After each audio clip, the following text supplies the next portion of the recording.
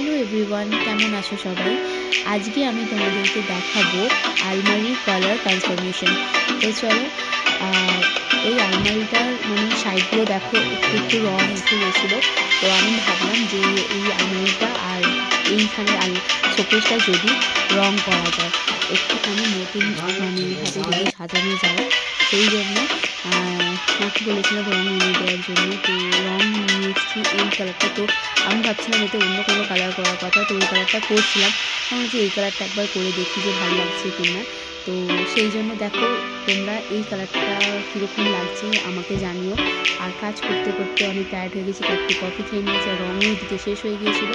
তাই রঙটা আবার একটুখানি ঢেলে নিচ্ছি। দেন তারপরে আবার বাকি রঙটা করার জন্য বসে গেছি, রং করছে। আমি এখন তো তোমরা জানো যে বিভিন্ন রকমের তো স্টিকার পাওয়া যায়, ওয়াল স্টিকার। আমি এর আগে ওয়াল স্টিকার মেরেছিলাম, বাট অতটা যখন মারার সময়তে কিছু সময় ক্র্যাক হয়ে যায় বা কিছু প্রবলেমের জন্য দেখতে অনেকটা খারাপ লাগে। আর এগুলো তো আলমারি বা শোকেসে ওইরকম একটু বললে এটা রঙগুলো করার আগে ক্র্যাক হয়ে যায়। বা আমি শোকেসের আলমারিটাকে খুব ভালোভাবে পরিষ্কার করে নিয়েছি, থাকলে তো অনেক ধুলো পড়ে, সেই ধুলোটাকে ভালো করে মুছে নিয়ে আবার সেটা শুকনো কাপড় দিয়ে ভালো করে মুছে তারপরে আমি ওখানে যে জায়গাগুলো রং চটে গিয়েছিল, তো সেই জায়গাগুলোতে রং দিয়ে দিয়েছিলাম, যাতে এরপর রংটা করি যাতে সেটা স্মুথ হয়, আর যাতে মনে না হয় যাতে ওগুলো রং উঠে গেছিল বা কিছু আস্তে আস্তে উঠেই যায়। তো সেই জন্য আমি ফার্স্টে ওগুলো করে নিয়েছিলাম।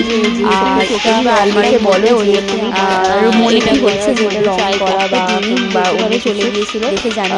তাও আর আলমারিটা আমার তোমাদের দেখা হলে টোটাল কাজটা করতে করতে রাতগুলো করা হয়েছে ওখানে, আমার বসে রং করা হয় রং পরে ওই তাও আর একবার করে আমি তোমাদের শেয়ার করবো।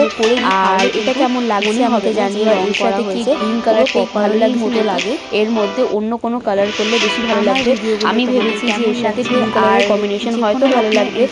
তো তোমরাও জানিও যে এর সাথে এই কালারটা নিতে পারো, কোনো কালার কম্বিনেশন হলে বেটার লাগবে। তো কমেন্টে আমাকে জানিও। যারা যারা এখন অবধি আমার চ্যানেলকে সাবস্ক্রাইব করেনি তারা সাবস্ক্রাইব করে নিও, আর বেল আইকনটা ক্লিক করে রেখো, পরে কিন্তু লাইক কমেন্ট শেয়ার করতে একদম সেটা কমেন্ট করে দেখে নিও। আর যদি যে জায়গাগুলো রং লেগে যাবে, যদি ধরো বর্ডার লাইনগুলো, তখন একটা কাপড় নিয়ে বসে অবশ্যই সঙ্গে সঙ্গে কাপড় দিয়ে মুছে দিলে সেই জায়গাগুলো রং লাগবে না। প্রপারভাবে তোমরা তাহলে রংটা করতে পারবে, কোনো অসুবিধা হবে না। এইভাবেই আমি পুরো রংটা করে নিয়েছি। দেখো, তোমাদের সাথে দেখা হবে আমার নেক্সট ব্লগে।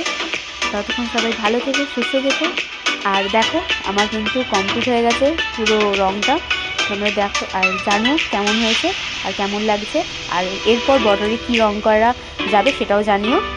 বাই, সবাই ভালো থেকো, টাটা।